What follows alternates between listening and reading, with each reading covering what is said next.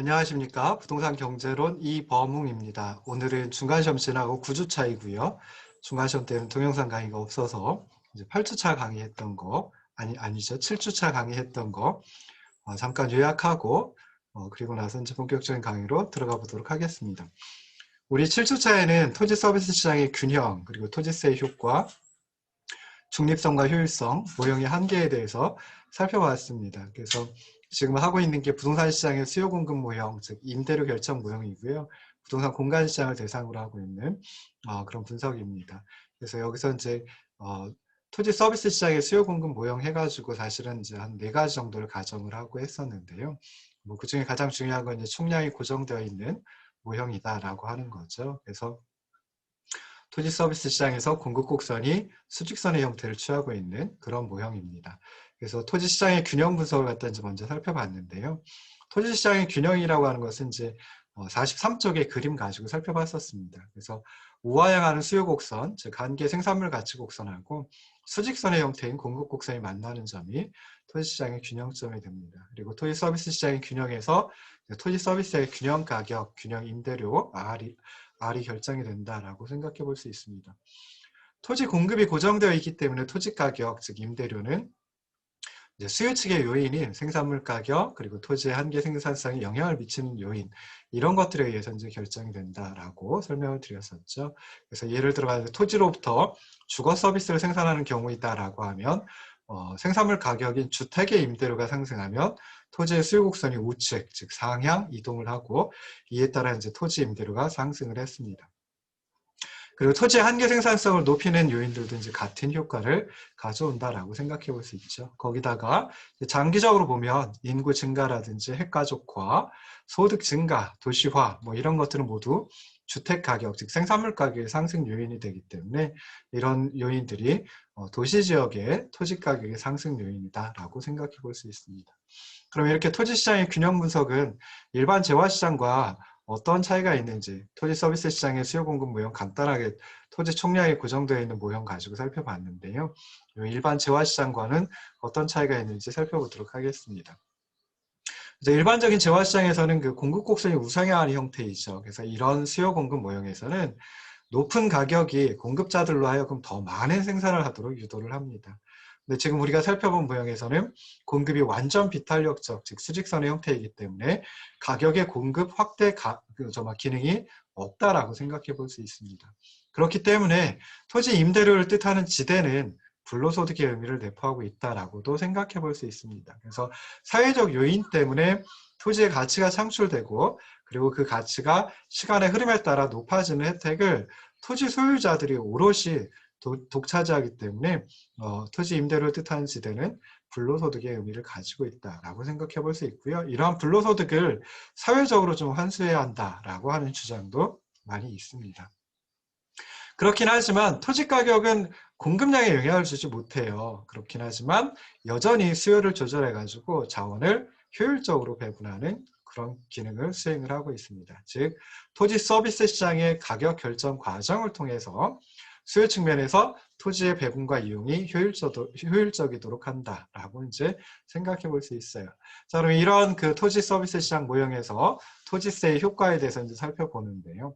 좀 전에 말씀드렸듯이 불로소득의 의미를 내포하고 있는 토지 임대료, 이런 것들은 이제 토지세 등의 수단을 통해 가지고 사회적으로 환수해야 한다라는 주장이 매우 많습니다. 그래서 토지세라고 하는 것은, 여기서 토지세라고 하는 것은 이제 매기에 매년 뭐 이렇게 될 수 있겠죠. 그래서 임대료를 과세표준, 과표로 삼아서 부과하는 세금이다라고 생각해 볼 수 있습니다. 그래서 이런 그 간단한 모형, 간단한 토지 서비스 시장 모형에서는 토지세를 부과했을 때 토지세 부담이 토지 소유자에게 전적으로 귀착이 되고 그렇기 때문에 효율성 측면에서 후생 손실, 즉 총잉여 감소가 전혀 없다. 뭐 이렇게 이제 생각을 해볼 수 있습니다. 그래서 토지 소유자에게 부과하는 토지세, 그리고 토지 수요자, 즉 임차인에게 부과하는 토지세의 경제적 효과를 46쪽에 있는 그림들을 가지고 살펴봤습니다.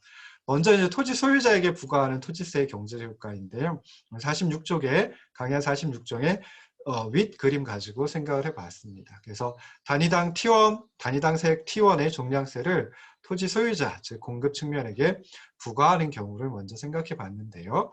이렇게 되면은 토지 공급 곡선이 단위당 세액 T1만큼 상향 이동합니다. 그렇긴 하지만 토지 공급 곡선이 수직선의 형태이기 때문에 그대로 있다라고 생각을 해보시면 돼요. 그래서 S라는 곡선에서 마찬가지로 과세 후에도 S라는 곡선으로 그대로 있다. 그러면 균형도 이 제로점에서 변화가 없는 거죠. 그래서 균형 임대료는 R0이고요. 그다음에 균형 임대량은 L 바하 수준에서 그대로 머물러 있다라고 생각해 볼 수 있습니다.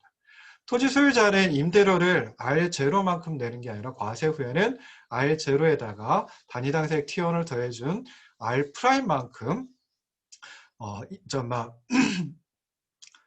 인상을 시키려고 할 수 있습니다. 그러니까 지금 이렇게 변화한다라는 소리가 아니라요. 궁극적으로 이제 R0 수준에 그대로 머물러 있게 되는데요. 근데 토지 소유자 입장에서는 단위당 세액 T1만큼 세금을 내라고 하면 그러면 그냥 임대료를 R0에서 그것보다 T1만큼 더 상승한, 더 인상시킨 R'만큼으로 이제 임대료를 토지 임차인에게 지불하도록 이제 만들 수도 있겠죠.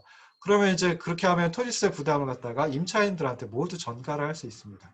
근데 R'이라고 하는 임대료 수준에서는 초과 공급이 발생을 해요. 그러니까 궁극적으로, 그러니까 시간이 흘러감에 따라서 임대료가 하락하고요. 임대료 하락은 초과 공급이 해소될 때까지 계속됩니다.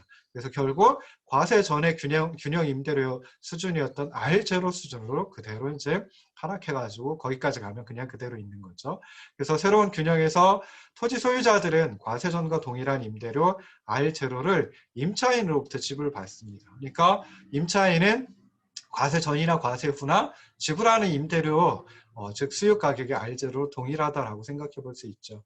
토지 소유자들은 임차인으로부터 R0의 임대료를 지불받지만 그 중에 단위당 세액 T1만큼은 정부한테 납부해야죠. 그래서 실질적으로는 R0에서 T1을 빼준 만큼, 즉 R1만큼을 지불받는 것하고 마찬가지입니다. 그래서 공급 가격은 R1이다라고 생각해 볼 수 있어요. 그래서 결국 단위당 세액 T1의 토지세는 토지 소유자들이 전적으로 부담한다, 전액 부담한다, 전적으로 귀착된다, 뭐 이렇게 이제 생각을 해볼 수 있습니다. 자, 그리고 나서 봤던 게 이제 토지 임차인, 즉 수요 측면에 토지세를 부과할 때 경제적 효과에 대해서 살펴봤습니다. 46쪽, 강연 46쪽에 아래 그림에 나와 있습니다. 그래서 단위당 세액 T1의 종량세를 토지 임차인, 즉 수요 측면에게 부과했을 때, 자, 그러면 어떻게 되느냐?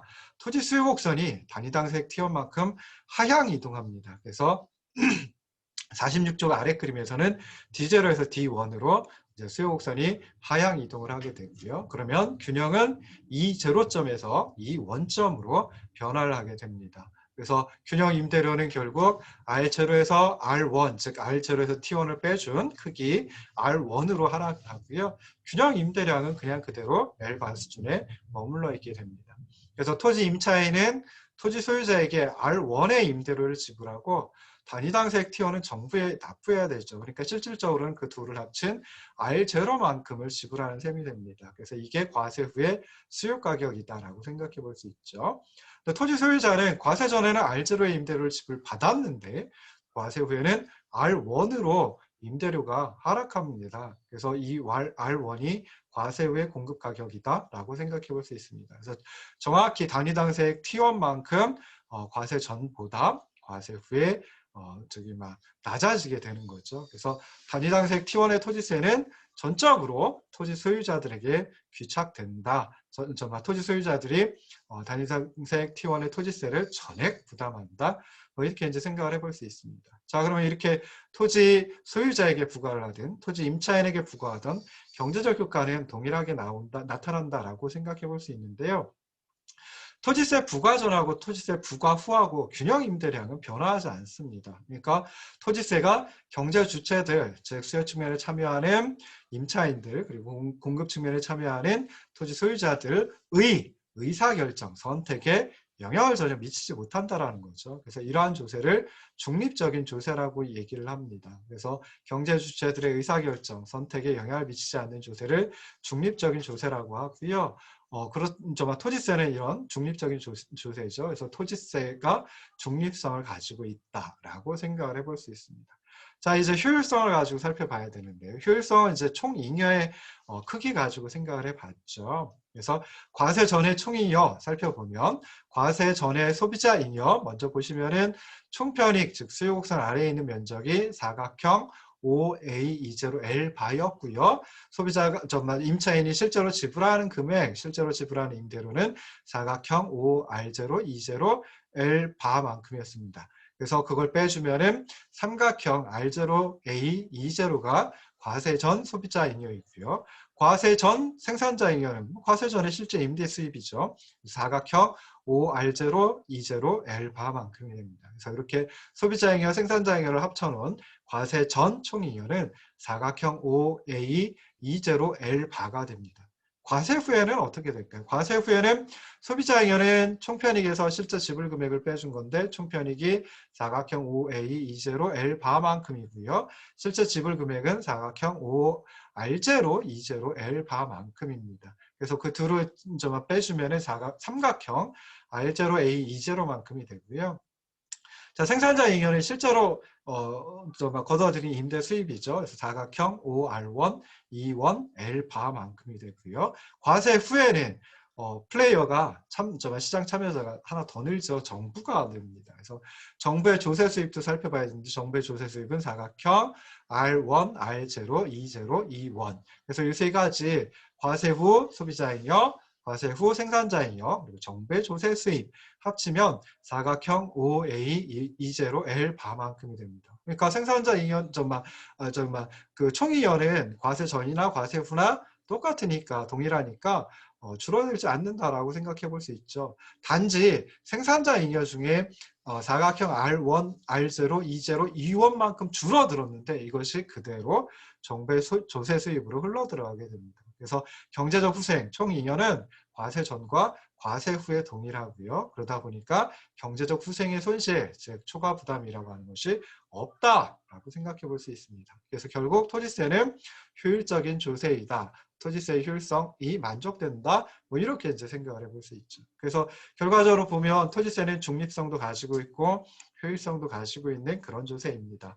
다른 유형의 조세들은 뭐 우리가 흔히 알고 있는 소득세라든지 소비세, 뭐 이런 조세들은 당연히 중립성도 해치고요, 효율성도 깨트립니다. 그래서 이런 다른 유형의 조세에 비해서 토지세는 중립성과 효율성을 지킨다라고 하는 장점을 가지고 있습니다.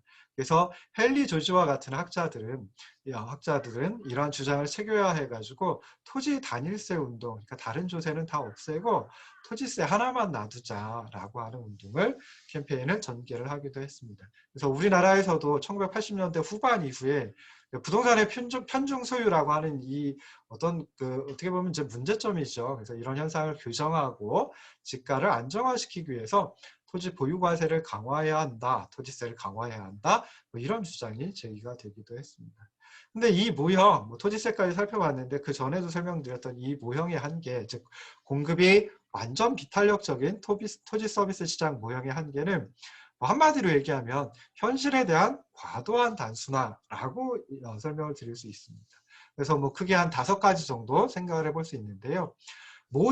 첫째, 모든 토지를 구별하지 않고 있다. 즉 토지의 이질성 또는 고정성이라고 하는 고유한 특성을 추상화시켜버리고 배제시켜버린다라고 생각을 해볼 수 있습니다. 그래서 전국의 모든 토지가 창출하는 서비스가 동일하다라고 주장을 하는 것하고 마찬가지인데요. 전국의 모든 토지가 창출하는 서비스가 완벽하게 대체 가능하다. 이런 얘기죠. 그렇긴 하지만 현실의 토지 시장에서는 위치의 고정성 그리고 이질성 이런 그 부동산의 토지의 고유한 특성으로 인해서 토지 소유자가 상당한 정도의 독점력을 발휘하고 있기 때문에 좀 문제가 있다라고 생각해 볼 수 있습니다. 자, 둘째, 모든 토지가 동질적이라고 가정을 합니다. 그래서 하나의 균형 가격이 존재한다라고 주장을 하는데요. 그런데 현실에서는 위치라든지 형상, 주변 환경 이런 특성에 따라 가지고 균형 가격이 하나만 존재하는 것이 아니라 여러 가지가 존재할 수 있다라고 하는 것도 생각해 볼 수 있습니다. 세 번째 한계는 분석 기간 중에 모든 토지가 임대 시장에 나오고 이들이 모두 임대되는 수준에서 가격이 결정된다라고 이제 주장을 합니다. 그렇긴 한데요. 실제로 이제 토지 소유자가 직접 사용하는 토지, 뭐 이건 시장에 나온 건 아니죠. 근데 뭐 자신한테 그 토지 소유자 본인에게 시장 임대료 수준에서 임차된 것으로 보고 이제 그만큼 소득이 있는 것으로 간주를 한다라고 얘기를 하는데요. 조금 현실하고는 좀 동떨어져 있는 주장이라고 생각해 볼 수 있습니다. 넷째, 이 모형에서는 토지 서비스가 분할 가능하다라고 간주를 합니다. 그러나 현실에서는 토지는 뭐 일정한 면적으로 이제 구획이 되어 있고요. 이것을 갖다가 분할하거나 또는 합병하려면 분필이나 합필을 하고자 하면 상당한 시간적인 비용, 또 금전적인 비용, 즉 거래 비용이 소요가 된다라고 생각해 볼 수 있습니다. 마지막으로 가장 중요한 게 이제 토지의 공급 총량이 고정되어 있다라고 가정을 하는데요. 뭐 그렇다라고 하더라도 현실에서는 주로 이제 용도별로다가 토지 시장이 이루어져 있는 경우가 많이 있습니다. 그래서 용도별 토지 공급량은 고정되어 있지 않다. 하나의 용도에서 다른 용도로 넘어갈 수도 있거든요. 그래서 용도별로는 토지 공급량이 고정되어 있지 않기 때문에 특정 용도의 토지에 있어서 공급을 완전 비탄력적이다라고 보기에는 좀 무리가 있다라고 생각해 볼 수 있습니다. 그래서 이 간단한, 즉 공급이 완전 비탄력적인 공급 곡선이 수직선의 형태를 취하고 있는 토지 서비스 시장 모형은 전국의 토지에 균일하게 적용되는 것으로 보아 큰 무리가 없는 현상.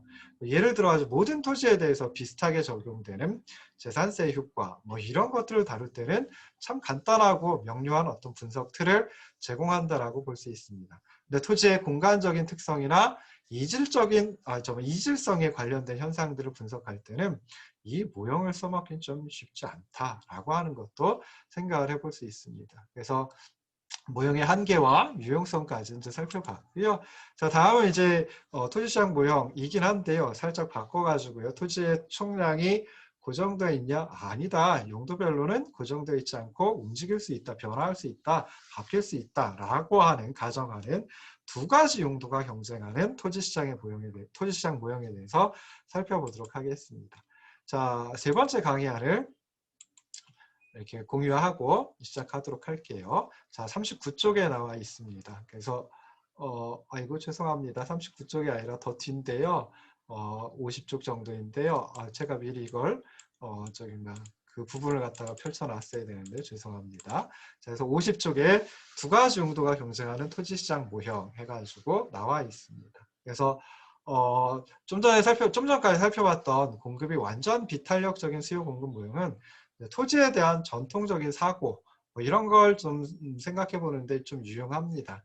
그렇긴 하지만 토지의 여러 가지 특성 가운데 공급의 고정성, 공급이 고정되어 있다라고 하는 점을 굉장히 강조하는 한계를 갖고 있다라고 생각해 볼 수 있습니다. 그래서 우리가 좀 전까지 살펴봤던 공급이 완전 비탄력적인 수요 공급 모형에서는 이제 토지가 동질적이다. 그리고 모든 토지가 임대시장에서 임차가 이루어진다. 그리고 세 번째로 토지 서비스가 분할 가능하다. 그리고 마지막으로 총량이 고정되어 있다. 뭐 이 네 가지 가정을 하고 있었는데요. 앞에 세 가지 가정은 그대로 유지하고요.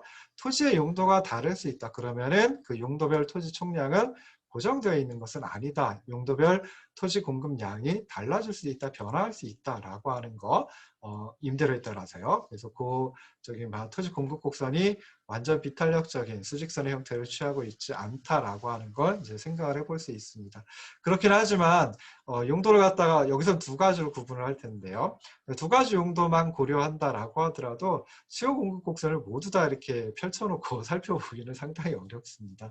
그렇게 되면 이 이야기는 솔직히 좀 빠를런지 몰라도요.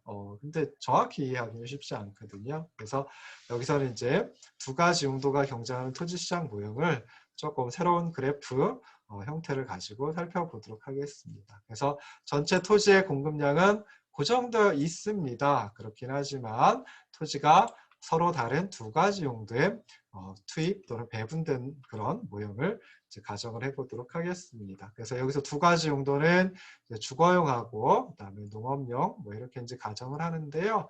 주거용은 그 도시용이라고 이제 그러니까 주거용 토지는 주거용지라고 불러주죠. 농업용 토지는 농업용지라고 이제 보통 불러주고요. 근데 여기서 주거용은 그냥 쉽게 생각해서 도시용이라고. 그러니까 도시용은 도시에서 이용되는 토지는 뭐 주거도 있을 테고 상업용도 있을 테고 뭐 업무용도 있을 테고 공장용도 있을 수 있죠. 그다음에 뭐 산업용도 있을 수 있고요. 그러니까 저 창고 형태도 있을 수 있고요. 그다음에 또 뭐 특수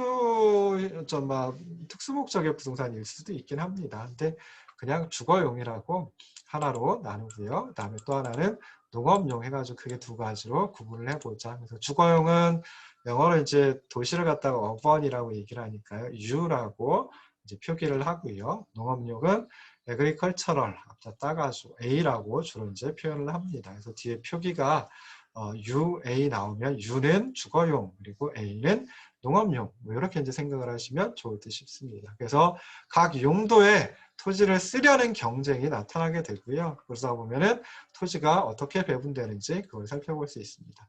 자, 각 용도의 토지 수요 곡선은 이 그림으로다가 볼 수 있습니다. 그래서 토지 이용자 또는 토지 수요자, 토지 임차인이 그 토지를 빌려가지고 또는 토지를 빌려가지고 뭔가를 만들어내겠죠. 그러면서 이윤을 극대화하려고 합니다. 그래서 그 이윤 극대화 행동에서 도출한 한계 생산물 가치 곡선, VMPL 곡선, 그게 바로 이제 토지 수요 곡선이다라고 생각해 볼 수 있습니다. 그래서 주거용 토지 수요 곡선 같으면 이 그림에서 왼쪽에 있는 거죠. 그래서 주거용 토지 수요 곡선을 DU로다가 이제 여기 왼쪽에 있는 평면은 주거용 토지 시장을 나타내 준다라고 하면 되겠죠. 그래서 주거용 토지의 임대료 RU라고 표기를 했고요.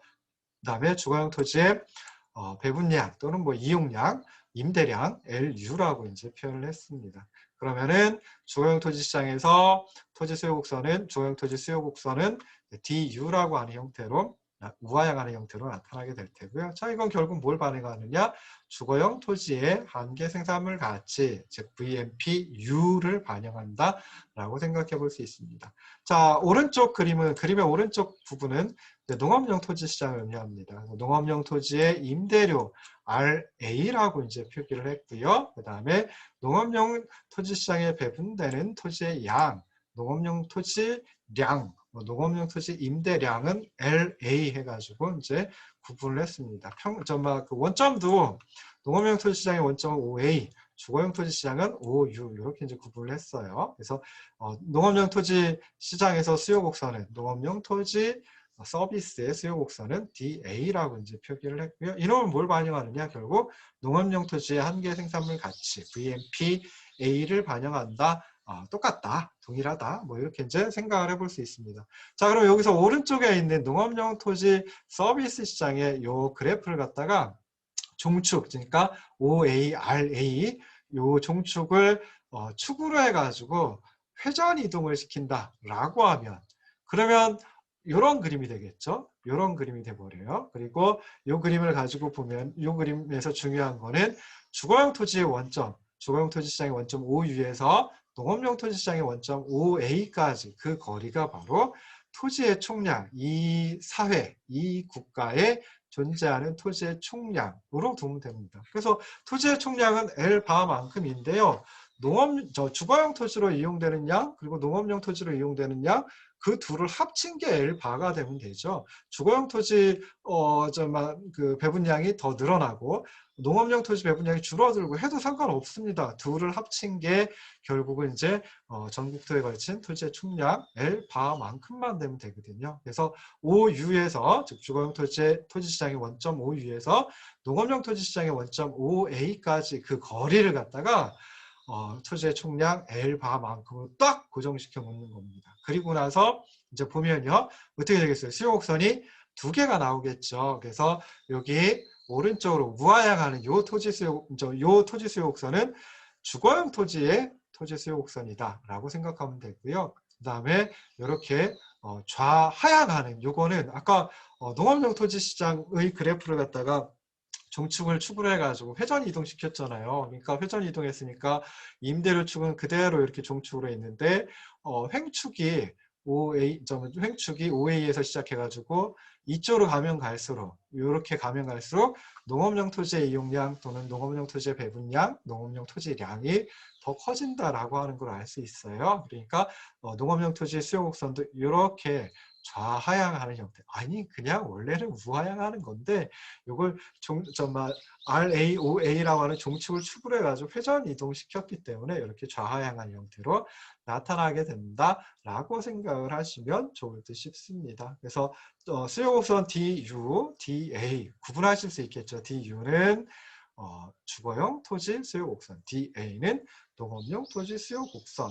그래서 주거용 토지 수요곡선은 주거용 토지의 임대료 RU가 주어지면 그때 주거용 토지로 얼마만큼을 이용할까? 주거용 토지의 배분량, 주거용 토지의 임대량, 주거용 토지량은 얼마가 될까? 그걸 갖다 나타내 주는 게 요 DU라고 하는 주거용 토지 수요곡선이다 라고 생각을 하시면 좋을 듯 싶습니다. 그래서 예를 들어 가지고 RU'이라고 하는 주거용 토지시장에서 균형 임대료가 RU'으로 주어지면 그때는 어떻게 되겠어요? L'만큼 주거용 토지로 이용을 하고 주거용 토지 시장에 배분이 되고 한다라고 생각을 하시면 그러면 어떻게 된다고요? 이 기업의 이 토지 임차인의 이윤이 극대화된다라고 생각을 하시면 좋을 듯 싶습니다. 자, DA는 마찬가지로 DA는 농업용 토지 시장의 수요 곡선이죠. 농업용 토지 수요 곡선입니다. 그래서 농업용 토지 임대료 RA가 주어지면 그때 얼마만큼 농업용 토지로 이용할 때 이 기업 이 농업용 토지를 이용하는 기업의 이윤이 극대화될까? 그걸 갖다 이제 나타내 주는 거죠. 그래서 뭐 예를 들어서 RA''으로 농업용 토지 임대료가 주어져 있다. 균형 임대료가 주어져 있다라고 하면 쭉 따라가가지고 L'만큼 즉 OA에서 L'만큼 농업용 토지를 이용을 하면 그러면은 그 농업용 토지를 이용해서 뭔가를 만들어내는 기업의 이윤이 극대화되는구나. 뭐 이렇게 이제 살펴볼 수 있습니다. 자, 그러면 여기도 이제 마찬가지로 수요곡선의 높이 뭐 이거 생각해 볼 수 있죠. 그래서 수요곡선 DU, DA 두 가지가 있는데요. 수요곡선의 높이는 주어진 토지 구입량 또는 토지 투입량에서 한 단위의 토지를 더 투입하기 위해 지불할 용의가 있는 금액, 수요 가격, 뭐 엄밀하게는 한계 생산물 가치죠. 그거 다시 언급하고 넘어갑니다. 그래서 이거 이제 까먹으면 안 되니까요. 그래서 주거용이든 농업용이든 토지 수요 곡선의 높이는 한계 생산물 가치, 그만큼 지불할 용의가 있는 수요 가격의 의미를 가지고 있다라고 하는 거 생각을 해보시면 좋을 듯 싶어요. 자, 만약에 주거용 토지로 이용되고 있는 양이 OUL''만큼이다라고 한번 생각을 해보자고요. 가정을 해보자고요. 자, 그러면 이때 이제 주거용으로 토지를 더 사용하고자 하는 수요자는 어떻게 되겠어요? 여기서 쭉 따라 L'에서 쭉 따라 올라가 주거용 토지 수요 곡선의 높이 이만큼이 한계 생산물 가치였죠. 그러니까 그만큼까지 지불할 용의가 있는 수요 가격이었어요. 근데 시장에 시장에 봤더니 주거용 토지 시장 봤더니 뭐 예를 들어 가지고 RU'보다 임대료가 더 낮다라고 하면 그때는 여기서 L'에서 한 단위를 더 구입해서 주거용 토지 주거용 토지 이용해서 뭔가를 만들어내는 주택이겠죠. 그래서 그걸 더 만들어내려고 한다라고 생각해 볼 수 있습니다. 근데 그렇죠. 근데 이 RU'보다 더 높은 가격을 임대료를 지불해야 된다라고 하면 그럴 때는 더 이상 주거용 토지를 이용할 이유가 없는 거예요. 농업용 토지도 마찬가지다라고 생각해 볼 수 있겠죠. 그래서 그런 식으로 이제 생각해 보면은 토지는 소유자 입장에서는 둘 중에 농업용 토지든 뭐 그러니까 농업용으로 이용하든 주거용으로 이용하든 상관없어요. 토지 소유자 입장에서는 더 많은 임대료를 지불하겠다라고 하는 그런 임차인한테 토지를 임대를 해주려고 한다라고 생각을 해볼 수 있습니다. 자, 그러면 여기서는 L'이라고 하는 이 배분량 수준에서는 즉 OUL''만큼은 주거용으로 배분이 되고요. 그다음에 OA L'만큼은 농업용으로 배분이 되는 점이 L'이라고 하는 배분량이에요. 그럼 이 L'에서는 쭉 따라 올라가 주거용 토지 수요 곡선의 높이는 이만큼이에요. 그다음에 농업용 토지 수요 곡선의 높이는 이만큼이에요. 그러니까 농업용 토지 수요자, 농업용 토지 임차인 입장에서는 요 RA'이라고 하는 요 높이 이상으로 임대료를 지불하려고 하질 않아요. 그런데 주거용 토지 수요자, 주거용 토지 임차인 입장에서는 RU'보다만 적으면 임대를 하려고 하거든요. 그럼 누구한테 임대를 해주려고 하겠어요? 여기서 한 단위를 더 주거용으로 임대해주고 농업료를 그만큼 처리한다. 뭐 이렇게 이제 생각을 해볼 수 있죠. 그래가지고 결국 L'만큼까지 가버리게 되면 이런 식으로 해가지고 주거용 토지의 배분량은 OU L'에서 점점 더 커지게 되고요. 농업용 토지 배분량은 OAL'에서 점점 더 적어져요. 그러니까 두 용도로 배분되는 배분량 자체가 L'에서 오른쪽으로 가버린다라는 거죠. 그래서 예를 들어 L'만큼 갔다라고 하면은 자 그때는 어떻게 되겠어요? 주거용 토지의 한계 생산물 가치나 농업용 토지의 한계 생산물 가치나 똑같아요. DU라고 하는 주거용 토지 수요 곡선하고 DA라고 하는 농업용 토지 수요 곡선이 만나는 점이 이 점이에요. 그 점에 대응하는 배분량이 L스타거든요. 그러니까 L스타에서는 주거용 토지 임차인이 얻을 수 있는 주거용 토지의 한계 생산물 가치가 요 높이만큼이고요. 즉 R스타만큼이고요. 그 다음에 농업용 토지 임차인이 얻을 수 있는 추가적으로 얻을 수 있는 한계 생산물 가치도 그만큼이에요. 그러니까 최대한 지불할 용의가 있는 가격, 수요 가격이 주거용이든 농업용이든 요만큼까지라는 거죠. 그러니까 더 이상은 다른 데로 가버리질 않아요. 만약에 여기서 하나 더 추가한다. L스타에서 주거용 토지로 한 단위를 더 추가한다라고 하면 그때는 주거용 토지의 한계 생산물 가치가 R스타보다 더 낮은 요만큼이 돼버리거든요. 그러면은 최대한 지불할 용의가 있는 가격이 요만큼인데 근데 그런데 농업용 토지는 어떻게 돼요? 여기서 요만큼에서 쭉 따라 올라가면 농업용 토지 수요자가 지불하려고 하는 임대료는 그것보다 더 높거든요. 그러니까 어떻게 되겠어요? 그냥 농업용 토지, 주거용 토지로 더 이상 배분이 되지 않는 거예요. 그래서 결국 2라고 하는 이 점까지 가버리면 그러면은 주거용 토지, 농업용 토지 더 이상 어느 쪽으로 진행이 안 됩니다. 더 이상 더 이상 이제 움직이려고 하질 않아요. 그래서 이 점이 균형점이다, 균형 상태이다 라고 생각해 볼 수 있습니다. 그래서 이렇게 보시면은 자, 이 두 가지 용도가 경쟁하는 토지시장 모형에서는 두 수요 곡선, 주거용 토지 수요 곡선 DU와 그리고 농업용 토지 수요 곡선 DA가 만나는 이 점이 바로 균형점이다. 그리고 그때 균형 임대료는 주거용이든 농업용이든 똑같이 R스타이고요. 그 다음에 균형 배분량은 L스타만큼이다. 즉 다시 말해서 OU L스타만큼은 주거용으로 배분이 되고 그 다음에 OA L스타만큼은 농업용으로 배분이 된다. 라고 생각을 하시면 좋을 듯 싶습니다. 그래서 이렇게까지 해가지고 이번 첫 시간에는 그 두 가지 용도가 경쟁하는 토지시장 모형 구축을 해봤고요. 그리고 거기서 균형을 어떻게 찾아낼 수 있는지 살펴봤습니다. 잠깐 쉬었다가 다시 돌아오도록 하겠습니다.